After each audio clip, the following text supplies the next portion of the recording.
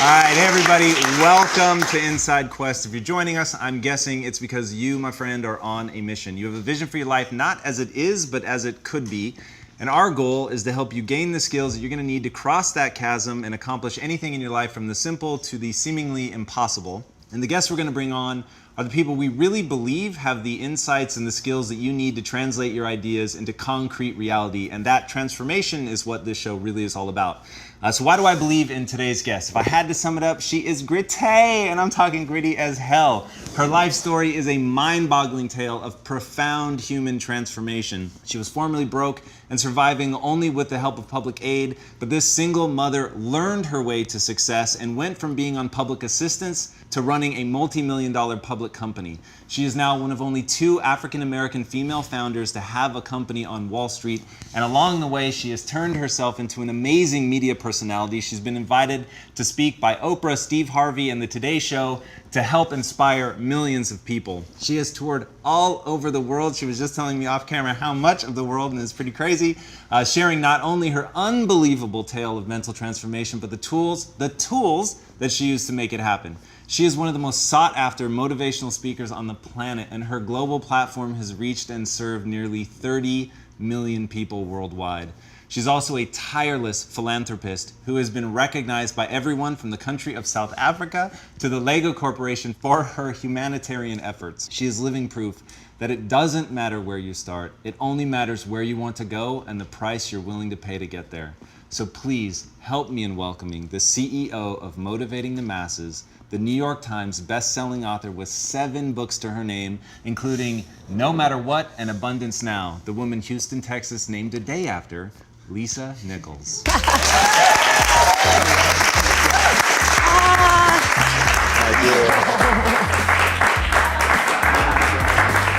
to have you. Thank you for being with me. Absolutely. How are you guys? Y'all look good. So really, really an honor. You probably know, and I've certainly told these guys 1,000 times, the rule that we have for guests is, as I research them, it needs to be motivational for me. Yes. And there was just quote after quote after quote that was just absolutely incredible. And I want to start with a quote from you, if I may, Yes. which is, "I am my rescue, nobody else." What does that mean to you? Because it really hit me. It means that everything that I need to get back up, I have in me. If I don't have what I need, I can go get it. And once I figured that out, the world was my playground. The question was just, where do I go get it? I don't know about that. Where do I go get it? Right. And I don't come from a learning background where I was a great student. I wasn't, my highest grade in school was a C+. And when I got a C+, I did the happy dance. And so I didn't have a background where studying was natural for me. But when I realized that if I go study something and I learn it, I own it, it's mine now, man, it was crazy, because all through school I struggled. The last time I took an English class, my English teacher told me I was the weakest writer she ever met in her entire life. Lovely. Yeah, lovely. And the same year I took a speech class, and my speech teacher, he said, quote unquote, "Ms. Nichols, I recommend you never speak in public, that you get a desk job." Oh.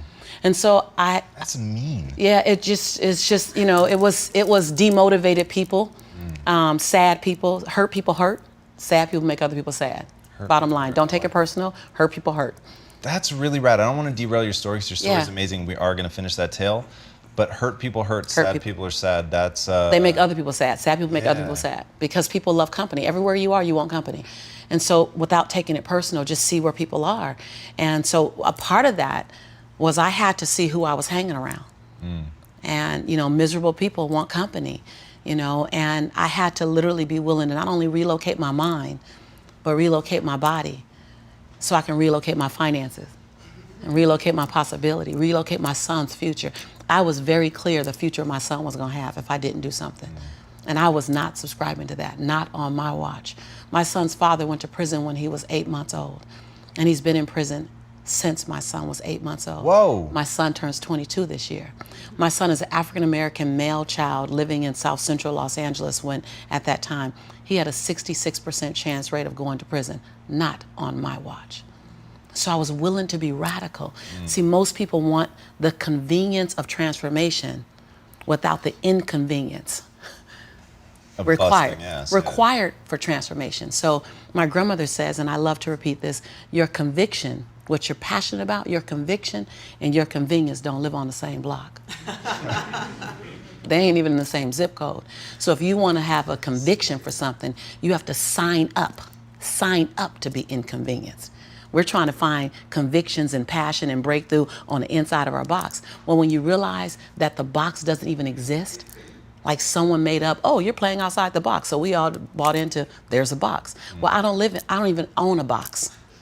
I don't even want to get in your box. Like, you better come out here because I ain't getting in there. And so when you start thinking like that, Tom, all of a sudden, everything is possible. So I disrupt people when I say, you want to make me extraordinary because it lets you off the hook. God, that's good. I'm wow, just you just saying. gave me the chills.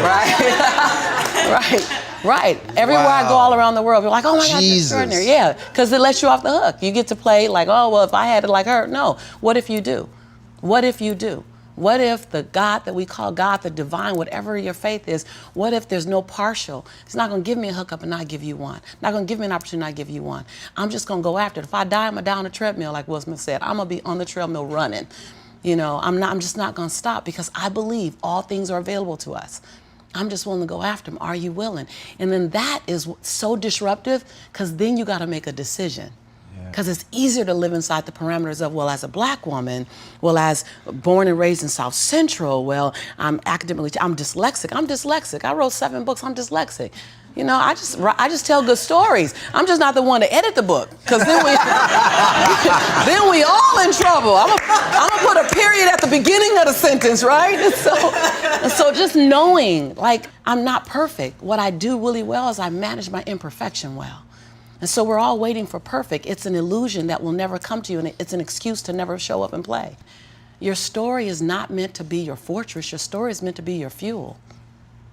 Yeah. Any story. Like the beauty of me being one of the top 1% earners in America is that I was on government's assistance. Right. Like, that's the beauty.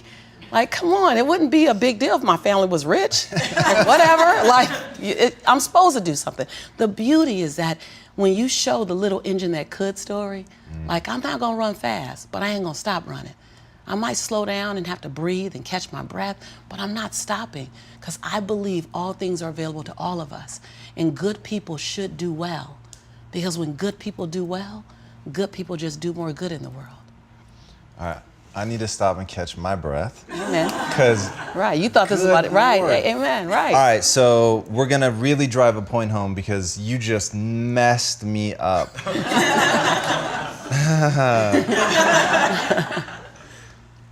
You make me extraordinary to let yourself off the hook. Yeah. I've never been able to really get my hands around one of the things that really, really frustrates me, which is that people discount me because they see me as successful. Right. And in doing that, they rob themselves of Yep. something, because you can't show somebody, like, your physical transformation, by the way, is astonishing. Well. Watching your videos, but no. Hashtag chasing Michelle Obama arms, hashtag. Hashtag respect. Right. It's amazing. Watch these videos. She's so vulnerable. It's crazy. And you see a side of Lisa Nichols in that transformation that you'd never really let people into before. No. There was just a vulnerability, and everything about you was absolutely breathtaking. Thank you. But that's easy to show people. Yes. Right? But showing them the transformation that you went through mentally is not. Now, I used to Big Brother in South Central, so I went to USC. It is an oasis right in the heart of one of the worst neighborhoods, as you well know. Right. And so there was an African-American kid that had been adopted, and I got very involved in him and his family and spent a lot of time in South Central. It's drab.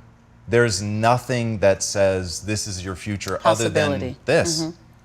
And I remember talking to him, and his framework reference for what his future could be was so terrifying that all I used to do, and this is back when I was dirt poor, I used to take him to Beverly Hills to watch movies. I would take him to a fast food restaurant in Beverly Hills, just anything in Beverly Hills, so he could see, hey, there's like another part of this world that looks different, it's more vibrant, just because I wanted him to see that. So how on earth do you go in the middle of that? Your son's father goes to prison. you're on public assistance, you're in the middle of this incredibly drab place where teachers are telling you that you're the worst I've ever seen. Like, I can't even, like, what would possibly, other than what you've already said, that they're just trying to drag you down to the place that they're at. What ideas are bouncing around in your head at that moment that because it could have been an empty promise, right? You put your hand on Jaylani's tummy and you tell him, I'm never going to be this broke again, don't worry. But that could have been an empty promise. Right. But it wasn't. So what happened? Like, what was going on in your mind? Right. First of all, I knew, something in me knew as a young child that I wasn't supposed to stay in my environment. So I lived between the Harlem Crip 30s and the Rolling 60s. And I had 3 fights a week to get home from school. And I remember when I was 15, my teacher said, what do you want to be when you grow up? And I said, alive. And when I get to 21, ask me again, but I don't have that luxury you have. And I remember that. I remember that like it were yesterday. But I also knew that I was worthy of something better. I didn't know where it was. I didn't see it anywhere. And if you remember, all the television shows during that time that had African Americans in them, they were pretty drab. So you had Good Times, nothing was good. Right, you had Different Strokes where the white man was saving the little black kids, except for in 1984 when the Huxtables came out. Well, that wasn't what I grew up with. I was on my way to college then. But I used to watch the Brady Bunch. And I used to say, I don't know what they had to do to have that kind of life, but they always worked everything out in the end. Right. And I declared, I want a peaceful life like that. I want a life of possibility. And almost every single one of my initial mentors, I couldn't touch, I couldn't talk to, I didn't have access to, but I held on to them like they were oxygen because they were my visit to Beverly Hills. So I would go in my head, I would go through television, and I didn't want to be rich. I never really aspired to be rich, and I never aspired to be famous. I aspired to have peace of mind, to have grace and ease in my life, to be able to provide for myself. So I already had this experience that I wanted. And so when fast forward to answer your question, I'm in Inglewood, living off Arborvitae. I'm on government assistance, and I run out of money, and I had to buy Pampers for Jelani. And I had $11.42 in the bank. And I remember wrapping my son in a towel for 2 days. You know, someone said, because when I tell the story, I always get teary-eyed. And someone said, do you fabricate the tears because you've told the story so much? No, I'm a mama. Every time I tell the story, I feel it again. I remember the second day, like you said, I had my hand on Jelani's stomach, and I said, don't worry, baby. Mommy will never be this broke or broken again.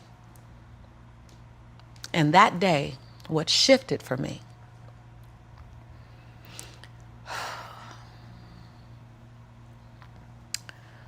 was I was willing, and I don't know if this is going to sound crazy, I was willing to completely die to any form of me that I had been so that I can birth the woman that I was becoming. The reason why a lot of people won't become who they want is because they're too attached to who they've been. And you hear it all the time when people say, I've always been this way. Okay, well, if that's working for you, keep doing that. I knew it wasn't working for me any longer. I had hit my version of rock bottom. So I was willing to let go of everything and everybody. See, another reason why people won't get there is because the doorway is for you to fit through. You're trying to carry everybody else through because you're trying to be Rescue 911. And you got to rescue you first. I am much more valuable to my family and to my community because I was willing to let them go through the door myself, teach myself, learn myself, condition myself, and then come back and get them. I'm much more valuable to them now. But I had to go through a window time of 10 years of judgment. You leaving us, hanging out with white people all the time. You going to these crazy countries. We don't know what I had to be willing to allow my conviction to make me inconvenienced. See, we want to grow, but we want to stay liked by everybody. I was willing to be my own rescue at the risk of your approval. But most of us aren't like that. Facebook is an example. We want to be liked. Well, I woke up and I like myself today, so your like is extra. My job is to like me first. I was willing to say every day, Lisa, you like you? Lisa, are you proud of you? Lisa, are you playing full out? Every day before I checked in with anybody else. That's lonely, by the way. Why won't most people do it? because it's scary and it's lonely. So what did I do? I was willing to find people who had what I didn't have, who were living lives that I wasn't living, who believed things that I didn't know about, and I was willing to become their student. I got up every day and I ate a slice of humble pie. See, when you get to this level, even me 10 years ago, you can get caught up by reading your own fine print. See, whenever I hear people reading my bio, before I came on and you read my bio, I'm in the back going, yeah, yeah, yeah, yeah, yeah, yeah, yeah, yeah, yeah. Because I don't want to ever think I arrived. That bio is old. You should be interested in my future. Oh, that's my bio. What's my future? Oh, what are you doing? Who am I becoming for 2020? And we get caught up in our bios. We get caught up in our status. I never allowed that to stop me from going and sitting at the hem of someone and saying, what do you know about wealth? See, because there's 3 forms to money. There's 3 relationships to money. We learn how to earn it, we learn how to keep it, and we learn how to grow it. Well, I learned how to earn it because my theme song was, I'm a hustler, baby. And I want you to know, everybody with me, it ain't where I've been, but where I'm about to go. So I was singing that song. That was good. They know, right? I was singing that song when I was working out of my closet as my office. I was in a walk-in closet where you really couldn't walk in, you stepped in and turned, right? and the clothes rack, you know how you have the hanger rack, I had pant hangers in the closet and I had manila folders clipping on the pant hangers. Those are my client files. And I would sit there and I put $2.99 mirrors that you get from CVS. I put them all around my closet walls so that I can make my office look bigger. I worked out of that closet office for 4 years, singing that song. It ain't where I've been, but where I'm about to go. I knew that. I knew how to make money. I didn't know how to keep it because ain't nobody had none in my family. So keeping wasn't an issue. Growing was never an issue. So I went to people who knew how to make it, keep it, grow it. I went to people who was about serving others to the highest level. See, I make a lot of money because I serve more people. See, all your success is on the other side of service. People trying to make money, if it begins and ends with money, it's going to be a short-lived victory. But if it's about transforming lives, then the wind keeps going and going and growing and growing. So I went to people that knew what I didn't know. And I killed my ego every day, murdered my she-go every day. Because I got a big she-go. I mean, come on, right? Every day, Tom. And I got hungry and I learned. I went to the same training 42 times. Yes, I said 42. Some folk will stop because I've been there already. I learned that already. Yeah. No, I wasn't there. I wanted to be able to finish their sentences. I want to know what you know. I want to walk like you, talk like you, and then I want to then embed me in it. But success leaves clues. We're just not picking them up. I was the only African-American person at this conference. I was one of 2 women at this conference. Within the last 29 sessions, I led the conference. But I was willing to be the student first. So that's what I did, number 1. And number 2, I looked at every toxic behavior in my life. Everyone. You see me go behind my own black curtain. People don't want to tell on yourself. You're trying to protect. You're trying to do 4 things. You're trying to protect, prove, hide, and defend. If you wake up every day and say, I have nothing to protect, I have nothing to prove, I have nothing to hide, I have nothing to defend. Now, who do I choose to be? Because your energy is consumed with protecting, proving, hiding, and defending. Right. But if you let go of that, then now you're in creation. Every day I told myself that. Every day I got in the mirror and I said 3 sentences. And I gave each sentence 7 different endings. And at times I was crying so hard I couldn't understand myself because the ending, the sentence was so difficult to say. Every day I looked in the mirror and said, Lisa, I'm proud that you. And I found 7 different things to celebrate Lisa for because we are under-celebrated. Because you want someone to celebrate you more than you celebrating yourself. You want to hear thank you from others more than you're thanking yourself. You want to hear other people say, I love you more than you saying I love yourself. You are teaching the world. I said this on Oprah. When I said this on Oprah, she said, oh my God, I believe the exact same thing. So I knew I had one thing right. The world is looking at you and following your example of how to treat you. How to treat you. They're following your example of how to treat you. So how you treat you, the world's gonna follow your lead. So I had to start treating Lisa better because I was everything for everybody but nothing for myself. And so every day I got in the mirror and I completed 3 sentences. Lisa, I'm proud of you for. Second thing, Lisa, I forgive you for. Whew. That one took me down daily. Because I'd had a son with a man who was now in prison, my biggest nightmare, my greatest nightmare. I had been in a relationship that turned mentally and then physically abusive when my son was 3 years old. I made money but lost it. I was on government assistance. I was on welfare. I was on WIC, Women, Infant, and Children. Like I had a lot of forgiveness that I had to do. But I was willing to forgive myself every day. And every day I said the same thing for like 6 months until it got easier. And then one day I went, Lisa, I forgive you for it. And that thing didn't come up anymore. I was like, ooh, okay, on to the next. 7 different endings. And the last thing I did every day, last sentence, is Lisa, I commit to you that. Because we make bigger commitments to other people. If I commit to y'all something, ride or die, you can bet your last dime that I'm gonna be there. I'm gonna show up. You're gonna get 2 dimes. But I would make commitments for me, for myself, and I wouldn't do it. I eat my weight. That's interesting. So I started every day celebrating Lisa, forgiving Lisa, and making a commitment to Lisa. And then I was willing to invest money in me. I love this story. I was willing to invest money in me. Literally. Literally. I worked at LA Unified School District, and I knew I couldn't stay there because they needed a degree. I didn't have a degree. They didn't seem happy. I wanted to be happy. So I would have my son at daycare during the day. I'd work 9 hours. I'd pick him up from daycare, take him back to my office. I'd take a 30-minute break from 6 o'clock to 6:30 to go get him. I start working from 6:30 until midnight every day at my office on me, every day. Put my son on a little, primary color blanket, something to occupy him. Give him toys that I took the batteries out of so he'd be confused for a little while trying to figure out why they're not working. I'm serious. And I did it every day. I stopped going out to dinner. I stopped going out dancing. I stopped getting my nails done, stopped getting my hair done. And every 2 weeks when LA Unified paid me, I wrote a check to my dream. And I wrote in the memo line, funding my dream. And I would mail the check to the bank, Wells Fargo.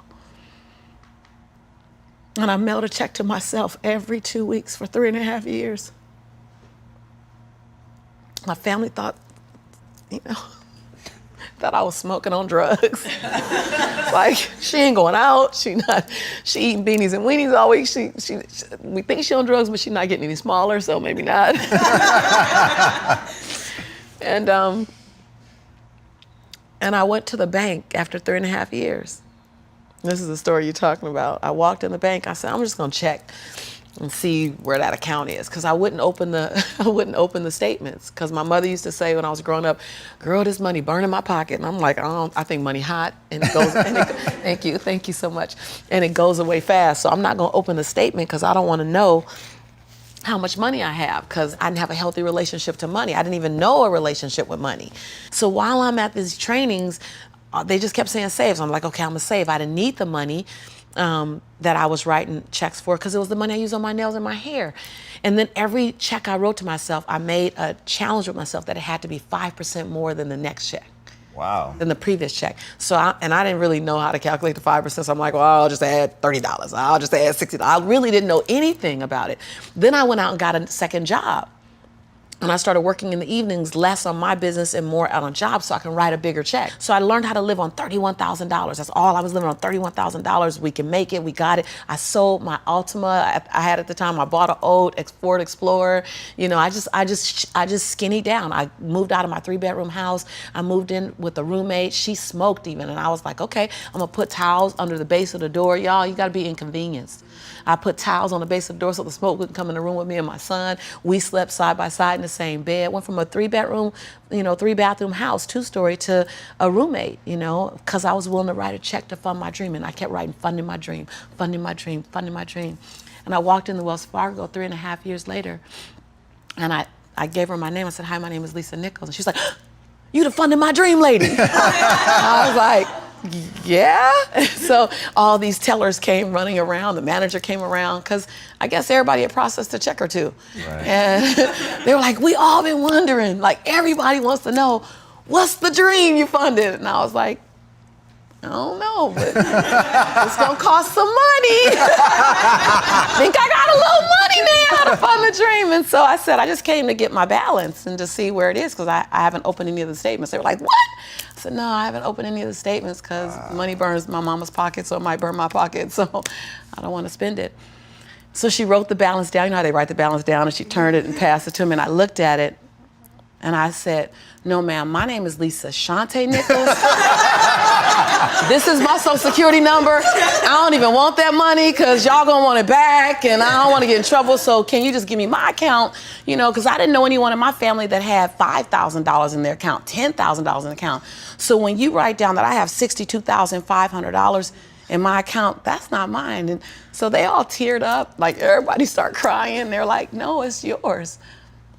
I looked down at my son, Jelani, who was 5 years old now, and I said, Jelani, I think life is gonna change for you and mommy. Oh. My son said, Mommy, can we finally go to McDonald's now? So, because I've been making them homemade Big Macs for a while. I was like, Mama can make you a better Big Mac than, Ronald McDonald. So, because I was willing to inconvenience my entire life. My entire life. I was willing to disrupt my entire life to buy my future, to buy my possibility, to give my dream a chance. See, we're not supposed to tuck our dreams in on the pillow when we get up in the morning. We're not supposed to leave them at home and go and fulfill somebody else's dream. We're not supposed to do that. That's not what we're wired to do. That's not who we are. Your human spirit doesn't care about the economy. The human spirit doesn't care that my son's father went to prison.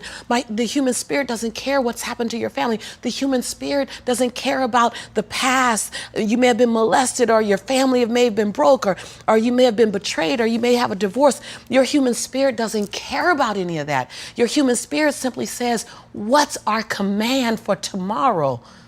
What do you want to create? It's not keeping score. Your brain is keeping score because your brain is designed to keep you safe. Your soul, your intuition, your human spirit is designed to make you soar.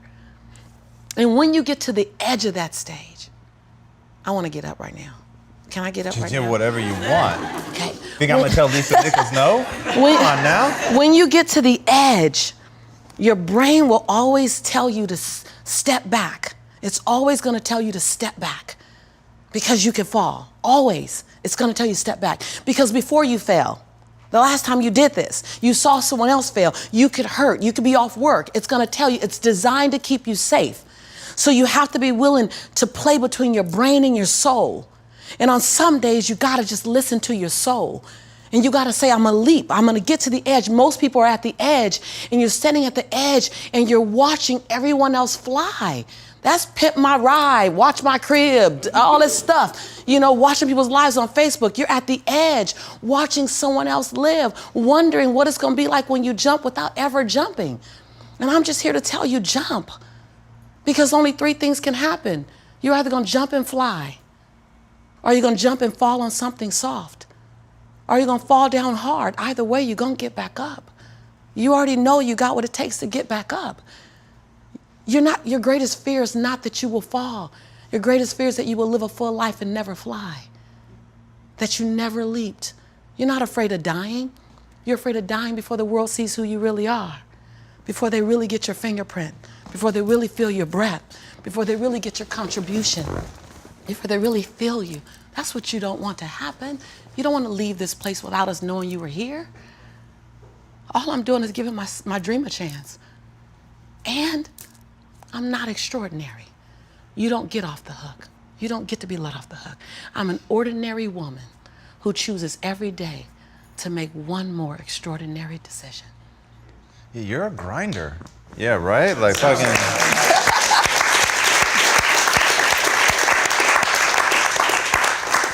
And look, there's a lot of people out there that can talk. You obviously have a profound gift for storytelling, but there's a lot of storytellers. What made you so interesting to me is that you've done the hard work to get there, You don't make a secret of it. You'll walk people through it. Your books are how-to manuals. It's about doing the work. It's really, oh God, you have a great quote. There's no shortcut to the top. There's no elevator. There ain't nothing but stairs. Nothing but stairs. You got to get your glutes in action. I was on the wall this morning doing my squats. I don't know about y'all, but I was doing my squats this morning. I was doing my lunges this morning. Every day I'm prepared for what's ahead of me. There's no elevator. There's no elevator. You can't Google download this. Somebody trying to Google download it. You know, you can't follow me on Facebook and get to where I am. You're just gonna see where I am. You just watch me through my window. There's no glory in that. If you watch me to inspire you to get up and do one more squat just a little bit longer. If you watch me to inspire you to forgive the perceivingly unforgivable and love the perceivingly unlovable so that the universe can love you back like that. If you watch me so that it makes you want to be a better man, want to be a better woman. See, when I rub myself up against somebody great, it's so that I can want to be a better woman in their presence. Only hang around people who make you stand on your tippy toes. That's what I do all the time. And then I hang around people who I make stand on their tippy toes. That's what I do. That's when people step onto my campus. I train. I'm a trainer. I'm a transformational coach. I teach people how to turn the unbelievable into your reality. That's what I do. We're going to grind. First thing I'm going to do is say, look, get your deodorant out, put your tennis shoes on. We're going to squat, we're going to lunge, we're going to run. But on the other side of this, you will see a life that's barely recognizable. Why? Because I'm living that life. Look at who I am. I'm a C student from Dorsey High School. I ran track. I got a D in minus in speech and a fail in English. When my English professor from high school was in Barnes and Nobles and he turned over Chicken Soup for the African American Soul, my first book, and he saw my face on the back, he said he stood in Barnes and Nobles and started crying. Whoa. He said he knew I was a good person, but he didn't know if I'd make it because I wasn't talented in any particular area other than track.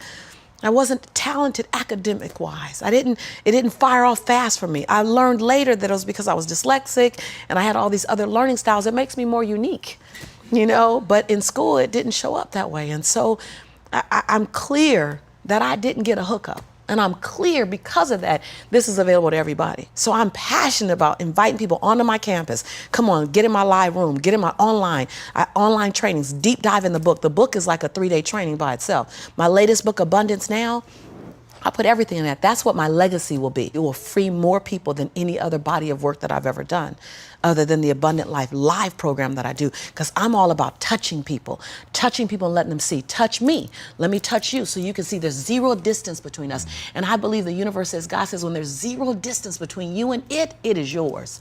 So I used to go around my girlfriend, very, very wealthy. Her husband created, she created something. It was sold to Kimberly Clark. They did one sale for $100 million and life changed overnight for them. Wow.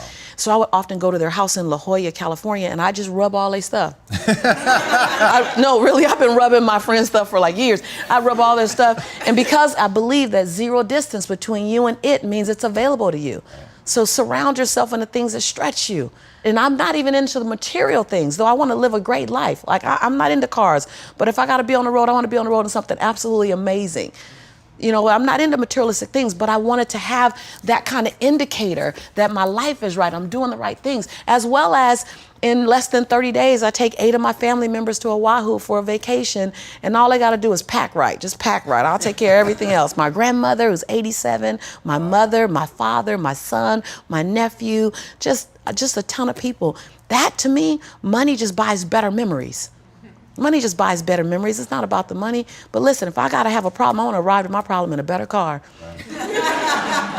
I want to end my day and go to a house that reflects the type of day I have. So I would surround myself. I'd get hungry for it. I'd hunt for it, but through service.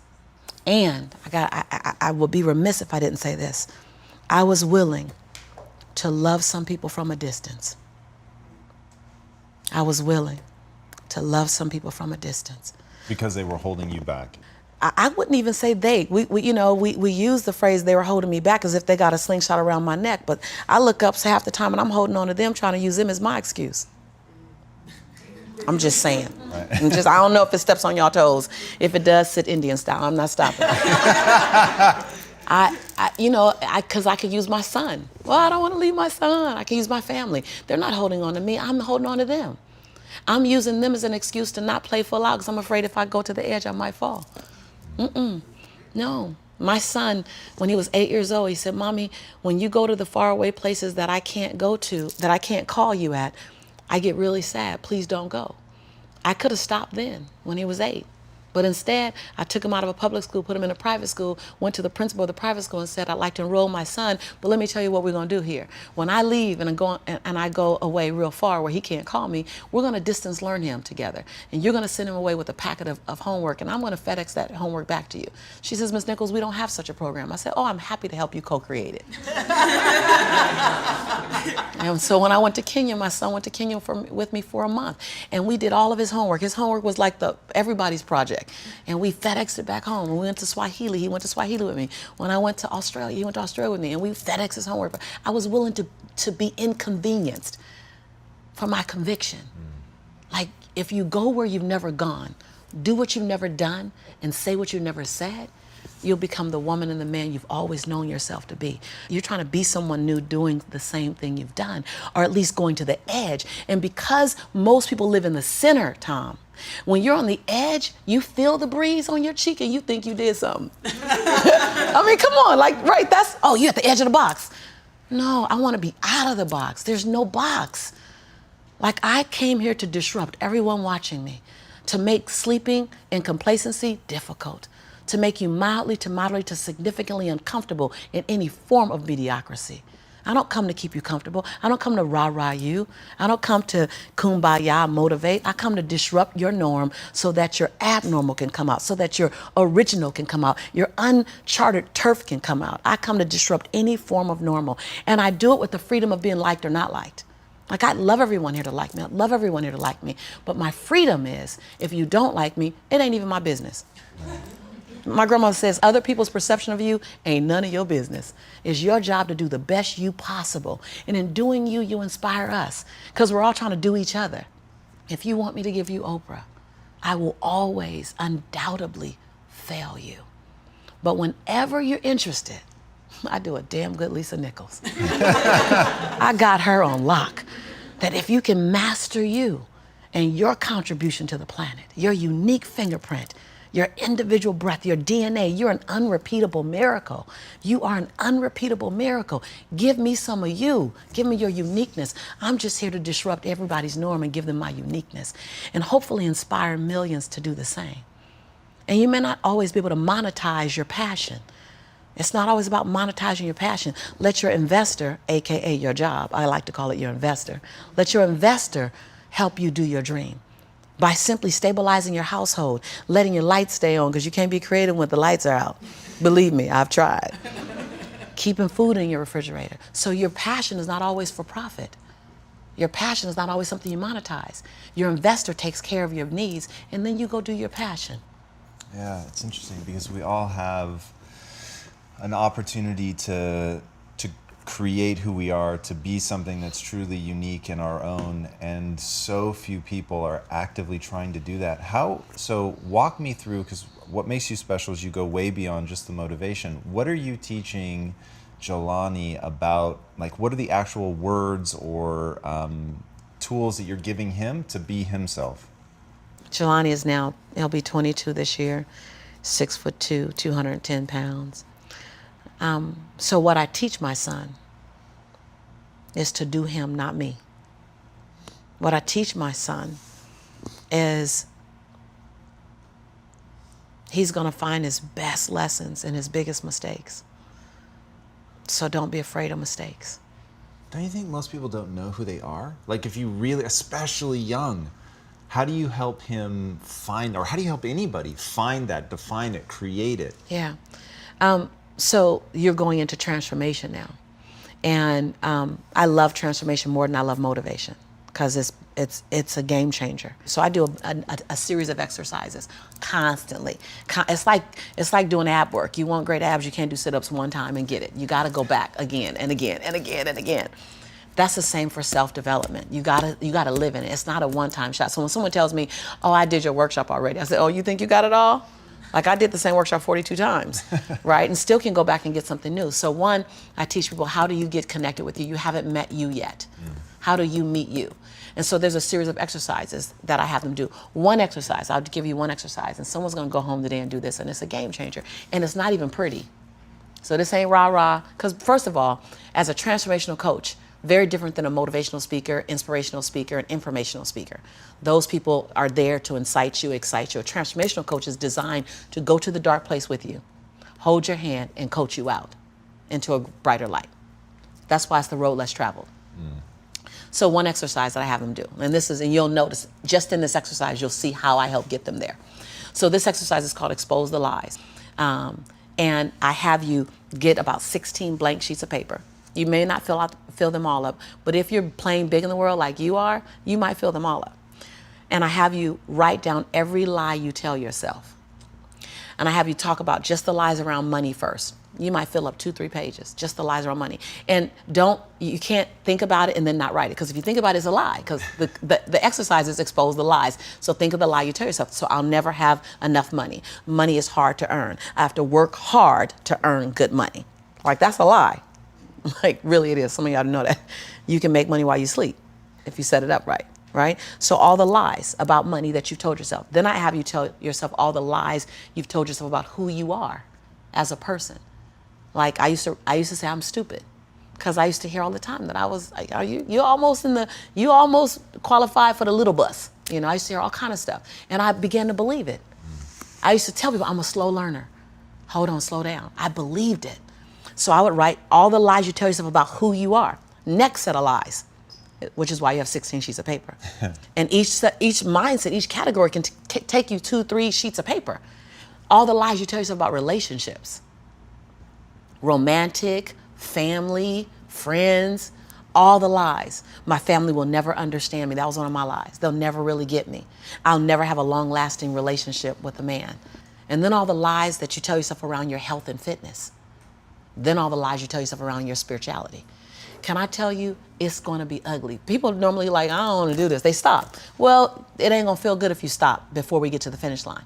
So you have all these lies. Between every lie, you skip 4 lines, or equivalent to 4 lines in space. Once you finish that, you read all the lies again so that and you're going to feel nauseous. And it may take you 2 or 3 days, because you got to take a break from it, right? You finish it. Don't put it off more than 4 days, because now you're procrastinating again. And so again, you know you. And then in between the lies, so you write all the lies down in pencil. Very important. You write them all in pencil. 16 sheets of paper, 10 sheets of paper, whatever. Then you get a red pen and you write the truth in between each lie, even if you can't believe it yet. Now, most people get stopped and say, well, I don't know what the truth is. Okay, but there is a truth, because this is a lie.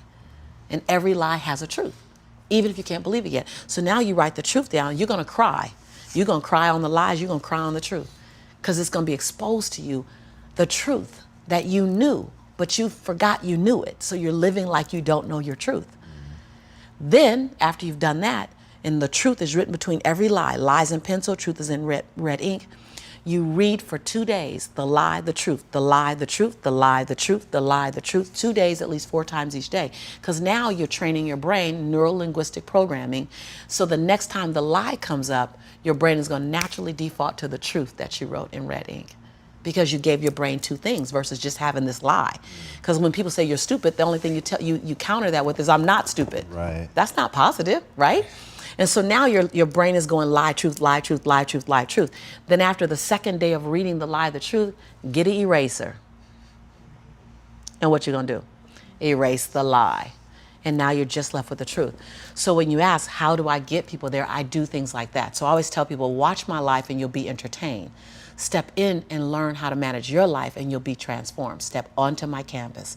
I just finished this mega series of videos, they're not even out yet, called Abundant Life.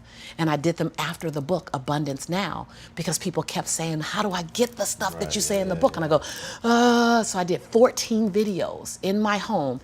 I'm committed to showing others. I don't want to be here alone. A mountaintop don't feel good when you own it by yourself. You want company. You want company. We're tribal. We're community. There's no glory in me being here by myself. There's none whatsoever. I want to bust the doors open. Every single person in this room, every single person listening to my voice, looking at our face, I want every single person bust the double doors open and go get yours. And UPS is not going to come to your door saying, hello, I have a life for you. Please sign here.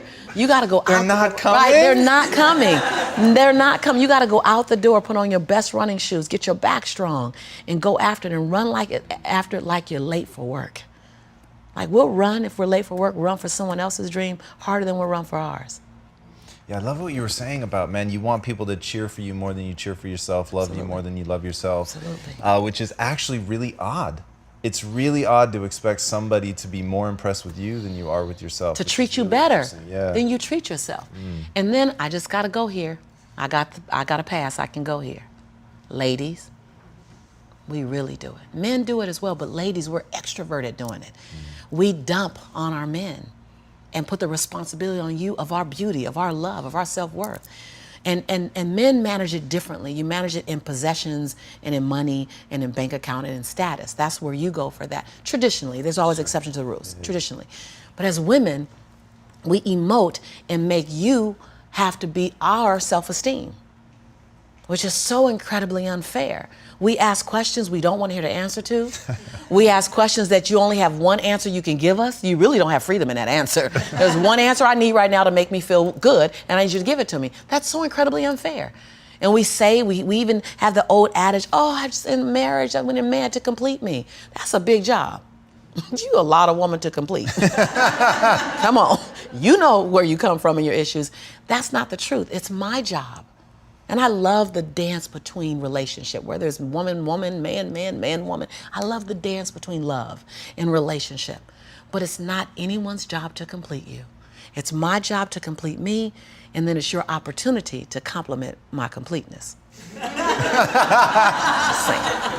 Just saying. And so my job is to work on Lisa versus to ask you to give me what I need. And I think when we get that, self-development is something we haven't jumped into enough. And I don't know about every culture, but as African Americans and some other cultures as well, people I've met, we mistake spirituality for self-development.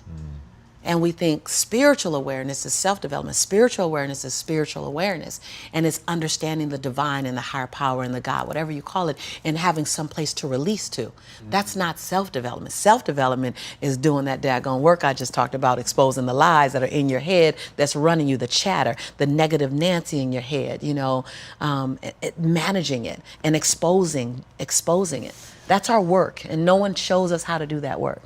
Yeah, that's a really important distinction. That's really interesting, and I think that people cloud the issue in their own mind by, because Ryan Holiday, who's been on the show, talks a lot about how merely defining your dream, your goal, your whatever can be intoxicating enough that you forget to actually go do the work. Yes. And I think that and I'd never thought about it until you just said that, but there is a sense of connection, wonderment, when you can tap into spirituality that is... Consciousness. Yeah. Consciousness is very important, but it means nothing without action. True. We got a whole bunch of conscious stuck people.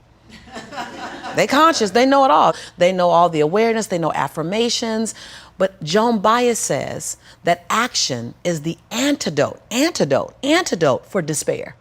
Lisa Nichols adds, action is the prescription for success. How can you have one word, one theory be the antidote for something while being the prescription for another? That's a powerful something. Action. Will Smith said it when he was being interviewed by Tavis Smiley. I'm gonna work harder than the next guy.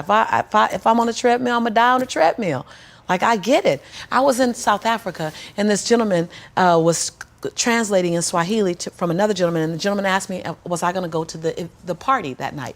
And I said, I'll try to make it. And he went to go back and tell him, he goes, are you going to go to the party? And I said, I'll tell him I'll try to make it. And he went to translate again. He turned back and goes, are you going to go to the party? And I said, tell him I'll try to make it. And he looked and goes, lady, there is no word try in Swahili. Either you're going or not. Tell him. Wow. I went, oh, I'll be there at 8. You know, like, think about that in Swahili, there's no word for try. Wow. We use try as a crutch to say, I really don't want to do it, but I don't want to tell you now. Right. Just say, I'm not going to do it, or I am going to do it. Like, I love it. I never say try anymore after that. Wow. Like, bold yes or bold no, just choose.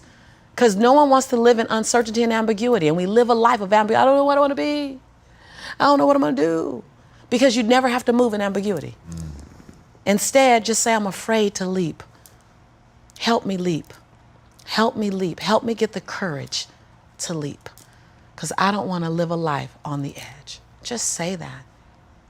That's just, the truth is sexy. And it's liberating. And it's sobering. And what I believe people love most about me is that I give them the gift of the truth. My truth first. And then in some way I want to inspire you to share your truth and be okay with your truth. And I just tell you guys, I'm that same girl who ran track for Dorsey High School, who struggled to get through high school, who got kicked out of college because I couldn't afford to stay. That was on government. I'm that same girl. I'm that same girl. I don't forget her. I'm also that same woman who runs a multi-million-dollar business. I'm also the same woman who has 7 bestsellers. I own both of those. I own all of it. I don't shrink to my greatness, and I don't live in my saga and my sorrow. If you can own your brilliance while owning your imperfections, if you can own your giant while owning your smallness, if you can live in duality, constant duality, the freedom will be earth-shaking if you can live in that. See, either you don't want to be as great as you really are, and you're trying to dim your light so that others won't feel insecure about themselves in your presence. And so you keep playing at 79 watts when you know you're supposed to shine at 159 watts. And you keep checking the temperature of the room to see what the room can handle versus just giving the room you and letting them, if your light's too bright, then let them put on some shades. Can you give yourself permission to live in the duality of your imperfections and your smallness and what you're learning and what you still have to learn and your greatness and your brilliance and your light? Can you allow them to coexist and then serve them up to the world? To love you, to see you, to inhale you, to judge you, to leave you, to love you. Some of us are just as afraid of being loved as we are to be left. Can you give the world permission to leave you and love you? Lisa, thank you so much for coming on the show. That was incredible. Really incredible. I mean, yeah. Y'all can breathe now. Where can they find you? You can go to abundancenowonline.com. abundancenowonline.com. And that gives you access to my book, but it also gives you access to some tools. I don't just want you to pick up the book. I want you to pick up the book and become a student so that you can have the transformation. So I give you a lot of free things when you go there. But most importantly, you step on my campus. I want you to step on my campus. I want you to find ways, if it feels good. If it doesn't feel good, learn from someone else. But if it feels good and I speak your language, then step on the campus and give yourself that chance. I would invite you to, we don't even have it out yet, but when it comes out, you'll see Abundant Life. When the Abundant Life program comes out, run to it. Run to it. It's going to be that game changer. I just believe it with all my heart and soul. I believe that on the other side of it, when I sit down, my grandmother says, when you get my age, baby, you're supposed to, she always calls us all baby. When you get my age, baby, you're supposed to sit in your favorite rocking chair and tell the story of your life. But when you're your age, you're supposed to make sure the story's gonna be good to tell. And I just believe that the Abundant Life program helps to make sure that your story is gonna be good to tell. So go to abundancenowonline.com. Fantastic. Well, guys, I know I just had my bell rung. I hope you guys did as well. And in terms of making your life a story that is well worth telling, I cannot encourage you enough to dig into this woman and really get to the heart of the matter. And please, I'm absolutely begging you, do not make her extraordinary, to discount the accomplishments that she has done, because the transformation that she has gone through is absolutely mind-blowing. And if you really, re-watch this one, as I was listening to her, I thought, oh my God, the number of nuggets of gold thrown out per, minute was absurd. So rewatch it. I normally encourage people to watch things on 2x. Watch this at half speed, just to make sure that you get them all. Write them down. It's utterly incredible. She doesn't make excuses, and that's the thing that really, really was powerful for me as somebody who spent time in South Central and knows that that environment is not doing anything to propel you forward. To have been in that, to have, oh man, just every disadvantage thrown your way, and to say, I'm the only one that's going to pull me out of this. I am my rescue, no one else. Be your own rescue, my friends. Don't make excuses. Connect with her. Do the work. Do the work. That's amazing. And as she says, but she actually didn't say today, with knock knees and chattering teeth, leap. And with that, my friends, until next time, be legendary. Take care. I love you. I love you.